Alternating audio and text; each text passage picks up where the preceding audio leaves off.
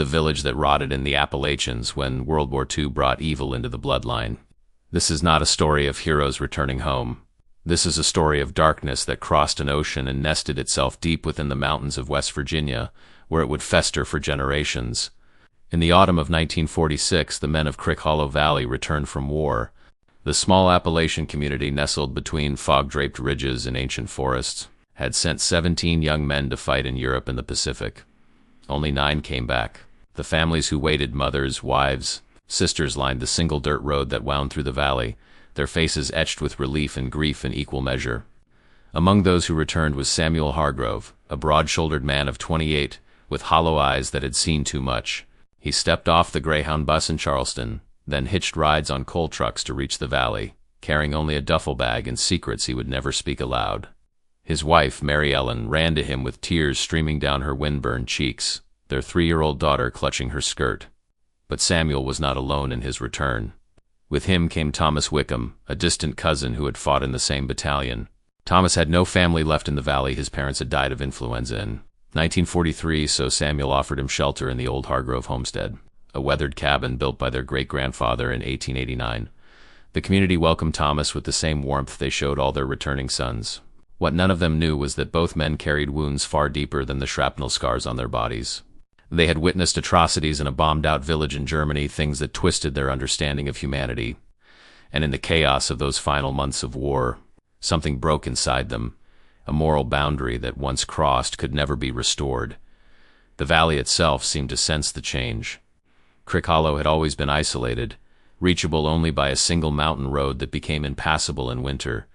The population in 1946 numbered just 63 souls, most of them connected by blood through 4 founding families: the Hargroves, the Wickhams, the Presslers, and the Dunns. Intermarriage between cousins had been common for 3 generations, a necessity of geography and tradition. But what returned with Samuel and Thomas would transform this quiet practice into something far more sinister. By December of 1946, the valley experienced its first brutal winter in a decade. Snow piled 8 feet high, sealing the community off from the outside world for 4 months. The coal mines that employed most of the men had closed during the war and never reopened. Families survived on stored potatoes, salted pork, and whatever game the hunters could bring down. In this enforced isolation, old patterns deepened. Samuel's brother, Jacob Hargrove, lived in a cabin just a quarter-mile up the hollow with his wife, Ruth. Ruth was actually Samuel's first cousin, a marriage arranged when both were barely 17. They had 5 children, ranging from 12-year-old Clara to infant Peter. Thomas Wickham, meanwhile, had begun spending considerable time with the Pressler family, particularly with 16-year-old Rebecca Pressler, whose father had died at Normandy. The elders of the valley, the grandmothers who remembered the old ways, who could read signs in bird patterns and weather shifts, began to whisper. Something felt wrong. The air itself seemed thicker, harder to breathe. Dogs howled at nothing. Chickens stopped laying. One of the Dunn boys claimed he saw lights moving through the forest at night, though no one believed him. In February of 1947, Mary Ellen Hargrove discovered she was expecting her second child. Her joy was tempered by a gnawing anxiety she couldn't name. Samuel had grown distant, spending long hours in the barn with Thomas, drinking moonshine and speaking in low voices that stopped whenever she approached. When she asked what troubled him, he would only stare at the mountains and say, "We should never have come back here." By March, Rebecca Pressler was also pregnant. Her mother, a stern woman named Agnes, accepted this with resignation. The girl had no prospects, no dowry, and Thomas seemed willing to marry her. The wedding was held in the small Baptist church attended by the entire valley. Thomas wore his army uniform. Rebecca wore her mother's yellowed wedding dress, altered to fit her growing belly. But there was another pregnancy that spring, one that would not be spoken of openly for many years. Clara Hargrove, Jacob's 12-year-old daughter, began to show signs that the women of the valley recognized but refused to acknowledge. Her mother Ruth kept her inside, away from prying eyes, and told neighbors the girl was sick with a persistent fever. The spring thaw came late in 1947, and when the road finally became passable in early May, no one from the valley went to town. They had become accustomed to their isolation, and something unspoken kept them rooted to their land. The outside world felt dangerous now, full of questions they didn't want to answer. By summer, the pattern had established itself. The valley had always practiced cousin marriage, but now something deeper and more destructive had taken hold. Fathers looked at daughters with eyes that should have remained blind. Brothers and sisters found themselves alone in barns and root cellars. The boundaries that separate family from forbidden territory began to dissolve like morning mist. And the children born from these unions began to arrive. Conferasse jo inscrito nest. Canal porc, as historias q voca est prestus a. Descobrir snota obscurus e prohibitus, q pucos team, corrigem de reveler mas voca precisa conhesser of verdad enarrada nas montanas. The first child was born in September of 1947. Mary Ellen Hargrove delivered a boy in the upstairs bedroom of the family cabin, attended only by her mother-in-law and Ruth. The labor lasted 14 hours, and when the baby finally emerged, the women exchanged glances heavy with knowledge they wished they didn't possess. The infant, named Daniel, appeared normal at first glance, but his eyes, pale blue and unfocused, seemed to look through rather than at the world. His head was slightly misshapen, broader than it should be. His cry was weak, a mewling sound like a sick kitten.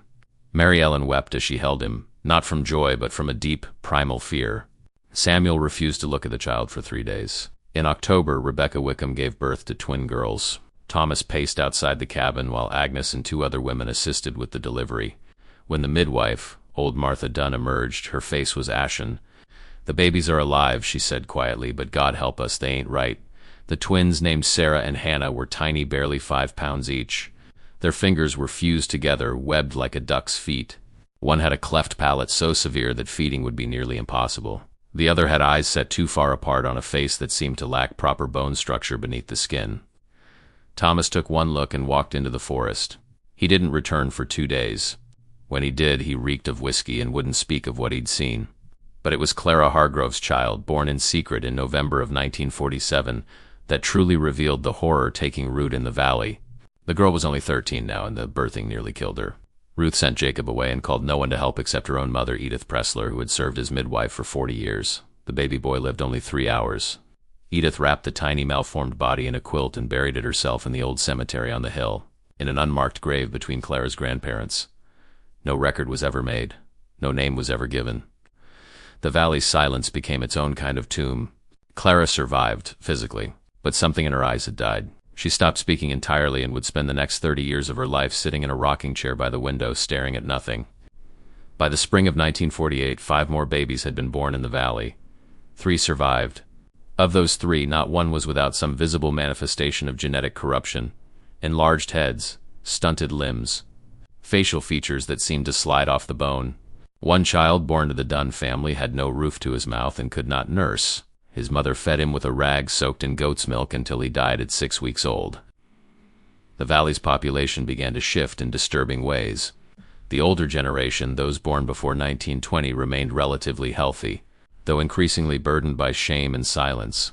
The generation born in the 1920s and 1930s, those who had intermarried cousins in the traditional way, showed minor issues, slightly crossed eyes, mild learning difficulties, a tendency towards certain illnesses.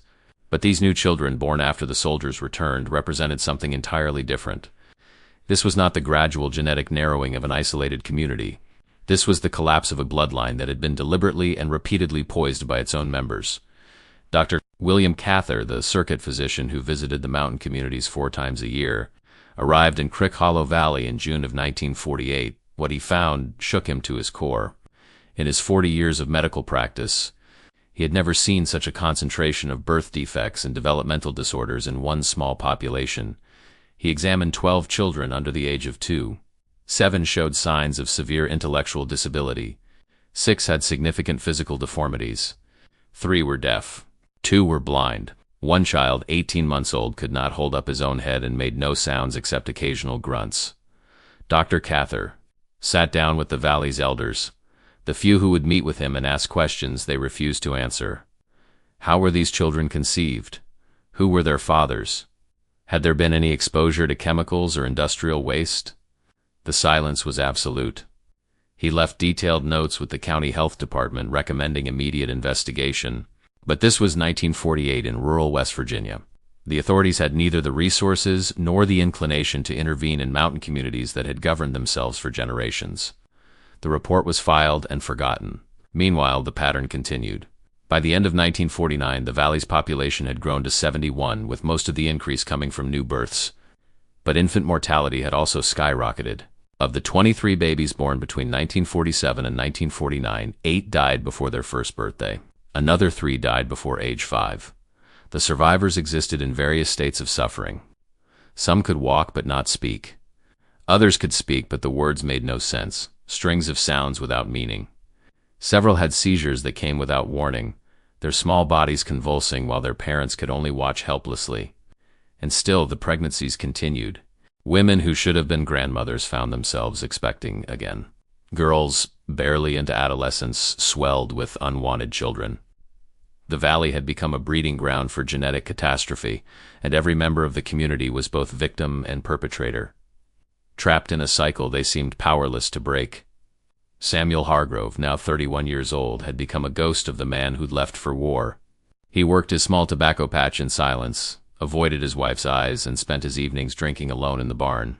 His son Daniel, now 2 years old, could not walk or speak and seemed unable to recognize his own parents. Thomas Wickham had grown cruel. He beat Rebecca regularly. Though she never reported it, there was no law in the valley except what men decided among themselves. His twin daughters survived to age 2, but would never develop beyond the mental capacity of 6-month-old infants. Jacob Hargrove shot himself in the head in March of 1950. He left no note, but everyone knew why. His daughter Clara, now 15, remained mute and motionless. His wife Ruth had delivered 2 more children, each more damaged than the last. The weight of his actions had finally crushed him. They buried him in the cemetery on the hill, near the unmarked grave of his grandchild. The preacher spoke of God's mercy, but no one believed it. There was no mercy in Crike Hollow Valley. There was only consequence, rippling outward through generations like poison in a well. Sometimes I wonder if it would have been kinder if none of us had survived. Leave this exact phrase in the comments if you feel the weight of what happened in this valley, if you understand that some sins echo louder than screams. By 1952, Crick Hollow Valley had effectively become invisible to the outside world. The single road that connected them to civilization saw perhaps 3 vehicles a year, the occasional supply truck, Dr. Cather's reluctant visits, and once, a government surveyor who took one look at the hollow-eyed residents and left without completing his work. The valley's children, those born in that terrible period between 1947 and 1951, were now entering their early childhood years. What emerged during this time was a portrait of devastation so complete that it defied comprehension. Daniel Hargrove, now 5 years old, weighed only 32 pounds. His head had continued to grow disproportionately to his body, giving him the appearance of a child's drawing rather than a human being.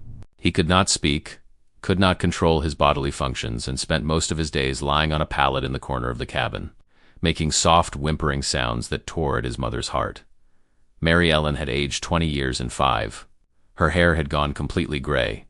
She no longer attended church or community gatherings, ashamed of what her child represented, terrified of what the other women knew but wouldn't say. Samuel had stopped coming home most nights, sleeping instead in various barns and sheds around the valley, too drunk to walk and too haunted to face his family. The Wickham twins, Sarah and Hannah, now 5 years old as well, presented a different kind of tragedy. They had learned to walk, after a fashion, a stumbling, uncoordinated gait that sent them crashing into furniture and walls. Neither could speak clearly. Their words were garbled approximations made worse by Hannah's cleft palate, which had never been surgically repaired. They communicated with each other through a series of grunts and gestures that only they understood. Rebecca Wickham had given birth to 3 more children since the twins. 2 died within days of birth, their bodies too malformed to sustain life. The third, a boy named Marcus, survived but showed all the signs his sisters had: the wide-set eyes, the weak muscle tone, the inability to process information that other children absorbed naturally. But it was in the Pressler and Dunn families that the genetic collapse became most visible and most horrifying. Agnes Pressler's youngest daughter, Judith, had married her first cousin, William Dunn, in 1949. Both were products of previous cousin marriages themselves, making their union a tightening knot in an already tangled bloodline. In 1950, Judith gave birth to a daughter named Esther. Esther Dunn represented the 3rd generation of concentrated inbreeding in less than 75 years. The effects were catastrophic. She was born with microcephaly. Her skull and brain had not developed properly.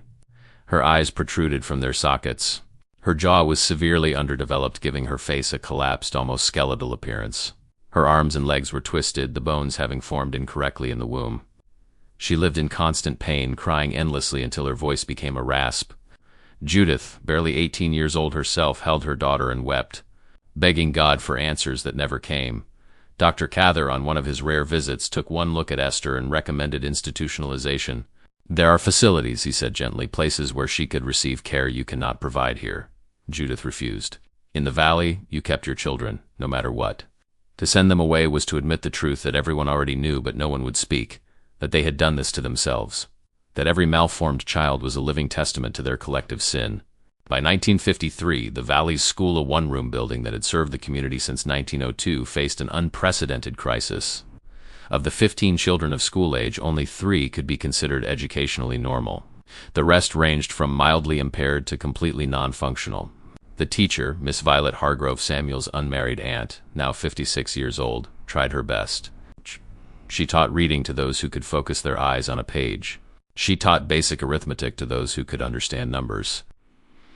But increasingly, her role became simply custodial, keeping the children safe and warm while their parents worked the increasingly infertile land. Several of the children would rock constantly, a self-soothing motion that continued for hours.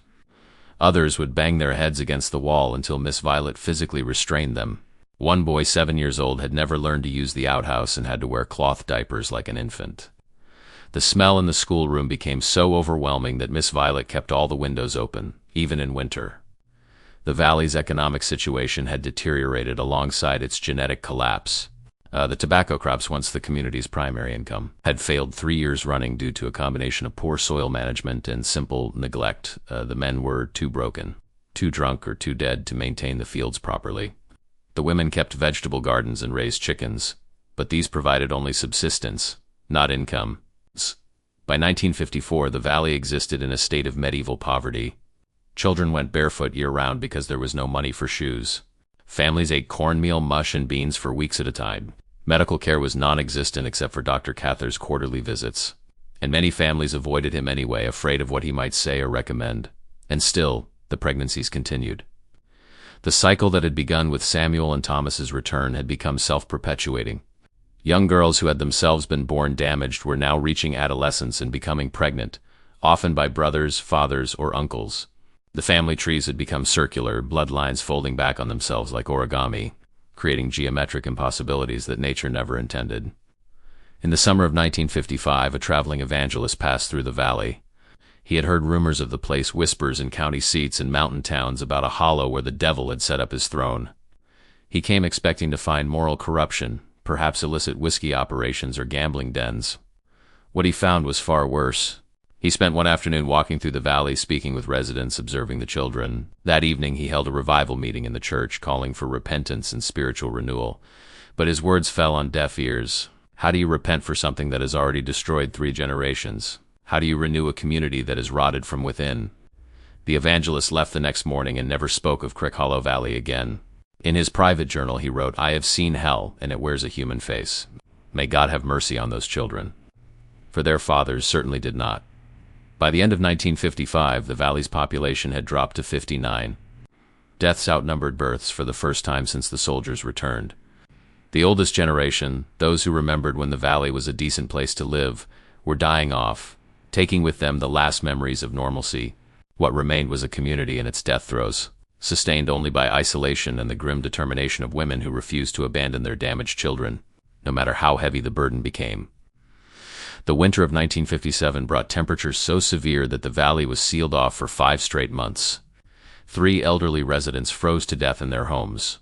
2 children died of pneumonia. Food supplies ran so low that families were reduced to eating seed corn and slaughtering breeding livestock, guaranteeing future hardship. But it was during this brutal isolation that the valley finally began to fracture beyond repair. In February of 1957, Ruth Hargrove, now 41 years old and the mother of 8 children, 5 of whom survived in various states of disability, walked into the frozen creek behind her cabin and drowned herself. Her body was found 3 days later, preserved perfectly in the ice, her eyes open and staring at the gray sky. Her suicide note, written in shaking handwriting on a piece of torn newspaper, said only, "I cannot watch them suffer anymore. God forgive me." The valley buried her in the cemetery on the hill. Her daughter Clara, now 22 years old and still completely mute, stood by the grave without expression.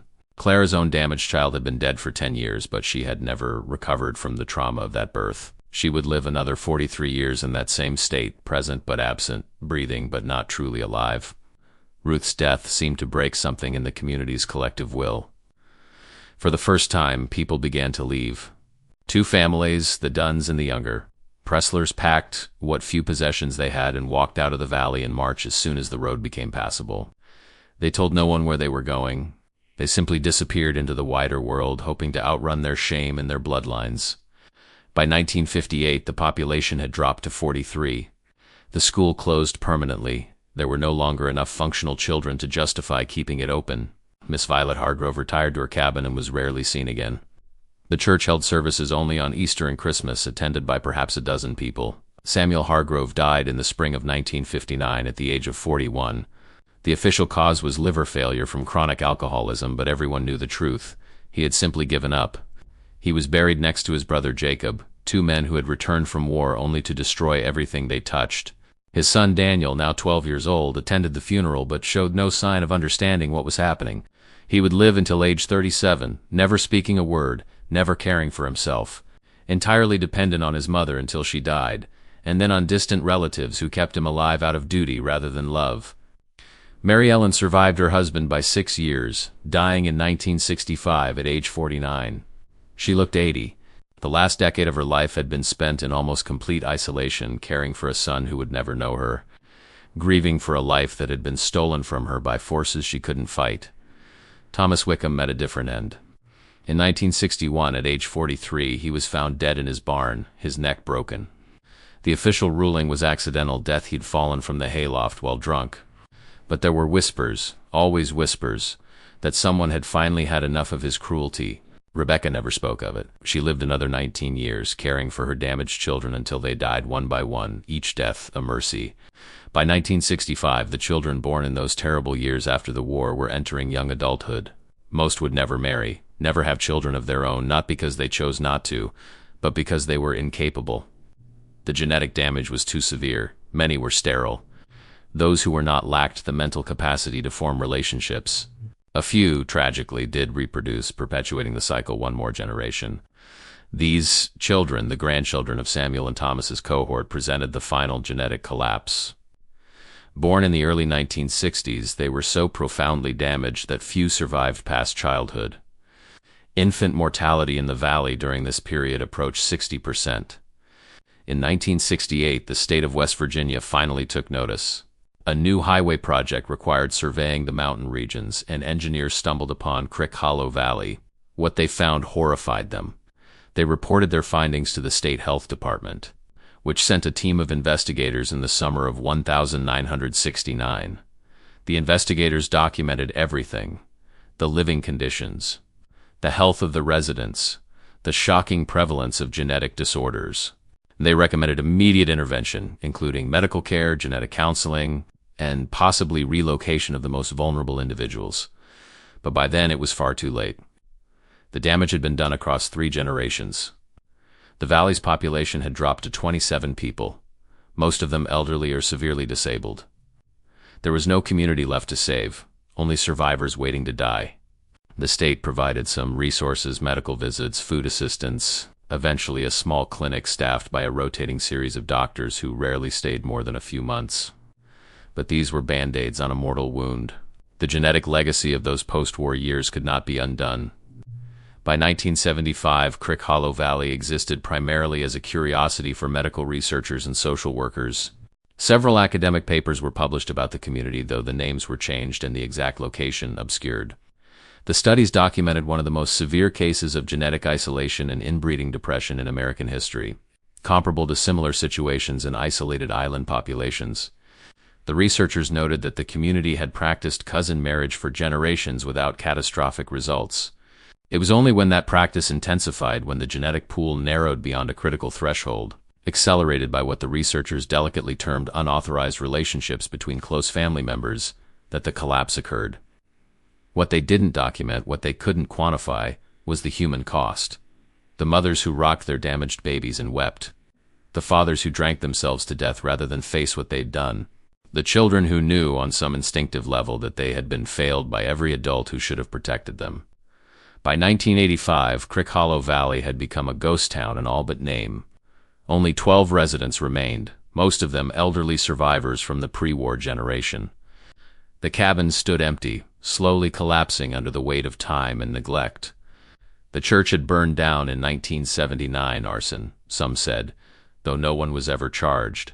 The cemetery on the hill contained 127 graves, many of them unmarked, many of them children. Daniel Hargrove died in 1984, at age 37, exactly twice the age his father had expected him to reach. He died of pneumonia, unable to communicate his suffering, unable to understand why his body was failing. The county buried him in a pauper's grave outside the valley. There were no mourners except the state-appointed caretaker who had been looking after him since his mother's death. The Wickham twins, Sarah and Hannah, had died years earlier, Sarah in 1976, Hannah in 1978. Neither had ever married, never worked, never lived independently. They spent their entire lives in a state of childlike dependency, their minds trapped in bodies that aged while their understanding never progressed past that of toddlers. By 1990, the valley had been officially abandoned. The state purchased the land for pennies on the dollar from the few remaining heirs who wanted nothing to do with their cursed inheritance. The cabins were bulldozed. The fields were left to return to forest. The road was allowed to deteriorate until it became impassable even by four-wheel drive vehicles. Today, if you know where to look, you can still find traces of Crick Hollow Valley. The cemetery remains, protected by state law as a historical site, though it is rarely visited. The markers that still stand are weathered and illegible.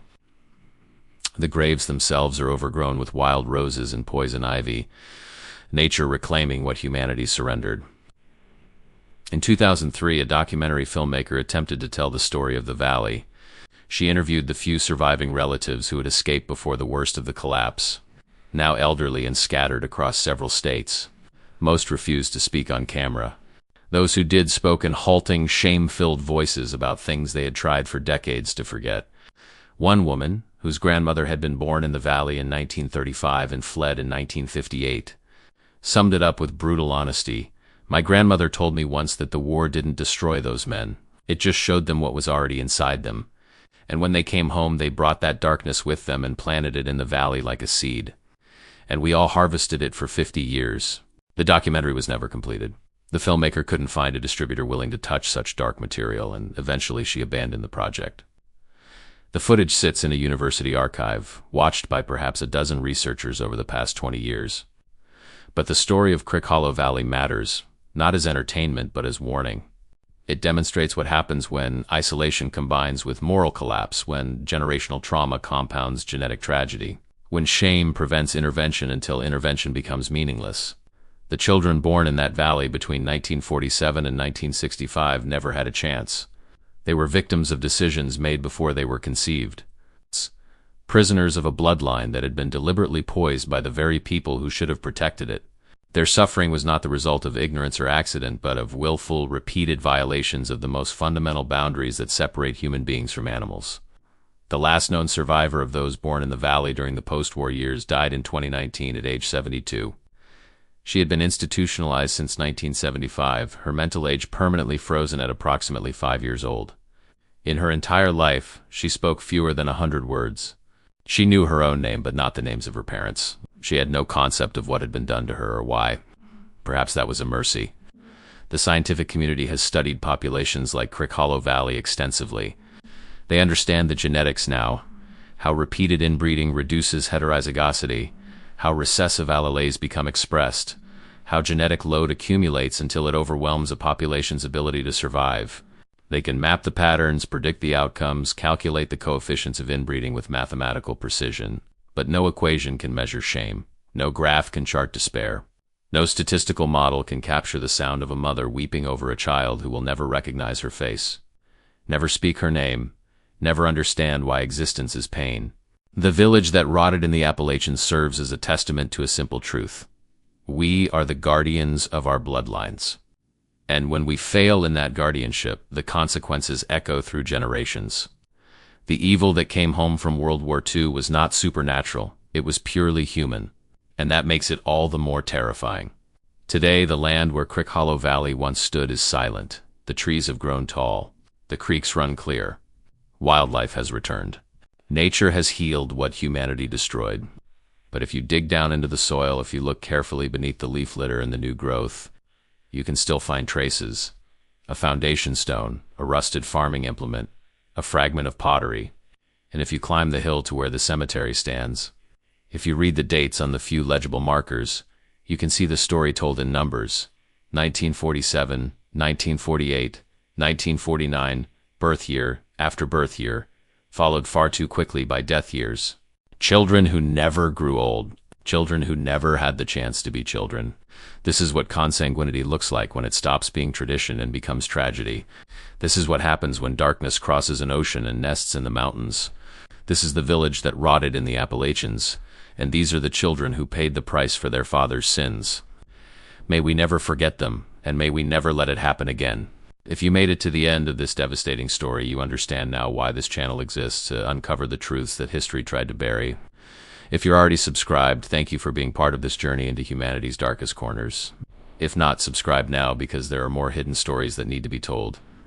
Stories that will challenge everything you think you know about family, legacy, and the price of isolation. If you watched until here, it's because you appreciated this story. Leave a comment saying I watched until here, so I can meet you and know who really enjoys the stories here on the channel. And if this story moved you, if it made you think, if it horrified you in the way truth sometimes must, hit that like button. Share this video with someone who needs to understand how fragile the line is between civilization and collapse. Because these stories matter. These lives mattered. And the only way we honor them is by refusing to look away.